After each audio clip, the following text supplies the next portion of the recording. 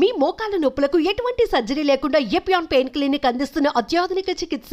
ఇవాళ అమరావతిలో సిఆర్డీఏతో మీటింగ్ నిర్వహించారు సీఎం చంద్రబాబు నాయుడు. ఆయన ఈ మీటింగ్ లో కూడా చాలా క్లియర్ కట్ గా ఇన్స్ట్రక్షన్స్ ఇచ్చారు. 9 నెలల నుంచి సంవత్సరం లోపలే ఏదైతే ఇప్పుడు బ్యాలెన్స్ పనులు ఉన్నాయో అవన్నింటినీ కూడా కన్స్ట్రక్షన్స్ అంతా కూడా పూర్తి చేయాలి అని ఆయన కొన్ని క్లియర్ కట్ గా ఆదేశాలు ఇచ్చారు. అదేవిధంగా మొత్తం అనుమతులు కూడా ప్రభుత్వం వైపు నుంచి కూడా ఇవ్వాల్సినటువంటి అనుమతులంతా కూడా జారీ చేశారు. ముఖ్యంగా రాజధాని అమరావతిలో చేపట్టాల్సిన పనులకు ఆమోదం ఏపీ ప్రభుత్వం ఉత్తర్వులు.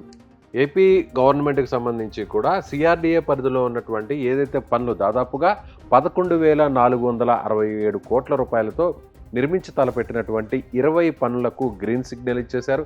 దీనికి సంబంధించినటువంటి ఫండ్స్ను కూడా రిలీజ్ చేశారు. ఇప్పటికే అమరావతి నిర్మాణానికి సంబంధించి అమరావతిలో నిర్మాణాలకు గాను ఇప్పటికే వరల్డ్ బ్యాంకు, ఏషియన్ డెవలప్మెంట్ బ్యాంకుతో పాటుగా హడ్కో కూడా నిధులు ఇచ్చేందుకు ముందుకు వచ్చినటువంటి పరిస్థితి. దానికి సంబంధించినటువంటి అన్ని రకాల అనుమతులను కూడా ప్రభుత్వం నుంచి ఇవ్వాల్సినటువంటి అనుమతులంతా కూడా రిలీజ్ చేసినటువంటి పరిస్థితి. ముఖ్యంగా ఎక్కడైతే గెస్టెడ్, నాన్ గెస్టెడ్ ఆఫీసర్స్, అదేవిధంగా ఎంప్లాయీస్తో పాటుగా ఐఏఎస్, ఐపీఎస్ అధికారులకు సంబంధించినటువంటి బిల్డింగ్స్, అదేవిధంగా ఎమ్మెల్యేలు, ఎమ్మెల్సీలు, మినిస్టర్లకు సంబంధించినటువంటి బిల్డింగ్లు, అదేవిధంగా హైకోర్టుకు సంబంధించినటువంటి ఎవరైతే ఉద్యోగులు ఉంటారో వారికి సంబంధించినటువంటి బిల్డింగ్ అంతా కూడా మంజూరు చేస్తూ కూడా ప్రత్యేకంగా ఇక్కడ అనుమతులు ఇచ్చినటువంటి పరిస్థితి. అదేవిధంగా హ్యాపీ నెస్ట్కు అంటే అమరావతిలో కొండవీటి వాగు, పాలవాగు వెడల్పు చేయడానికి అవసరమైనటువంటి దాదాపుగా 1,585 కోట్ల రూపాయలను కూడా దీనికి సంబంధించి కూడా రిజర్వాయర్ నిర్మాణాలకు కూడా అవసరమైనటువంటి నిధులను కూడా విడుదల చేసింది. దానికి సంబంధించినటువంటి పూర్తి అనుమతులను కూడా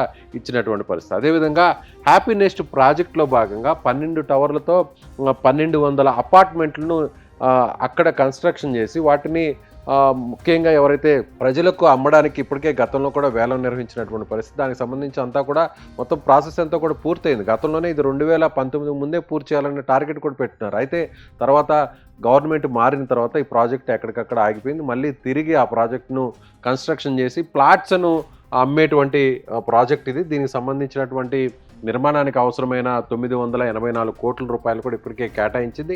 దానికి సంబంధించినటువంటి అనుమతులంతా కూడా రిలీజ్ చేసింది. సో ఓవరాల్గా చూసినట్లయితే అమరావతికి సంబంధించి ఏదైతే నిర్మాణాలకు సంబంధించి పెండింగ్లో ఉన్నటువంటి బిల్డింగ్స్ కావచ్చు, కన్స్ట్రక్షన్స్ కావచ్చు, అదేవిధంగా పాలవాగు, కొండవాగు రిజర్వాయర్ల నిర్మాణానికి మొత్తం దాదాపుగా పూర్తి స్థాయిలో నిధులను విడుదల చేయడానికి ప్రభుత్వం సిద్ధమైంది. అందుకు అవసరమైనటువంటి ఉత్తర్వులను రిలీజ్ చేసింది. సో 1 ఇయర్ లోపల ఈ పెండింగ్ ప్రాజెక్టులన్నింటిని కూడా పూర్తి చేయాలి.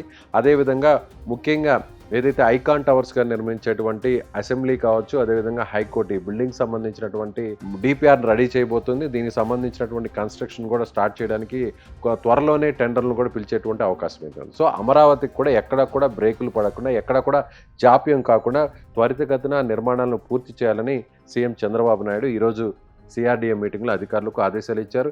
ఎక్కడ ఎలాంటి ఆటంకాలు, అడ్డంకులు లేకుండా కూడా అమరావతి నిర్మాణం ఇక వేగవంతం అవుతుంది.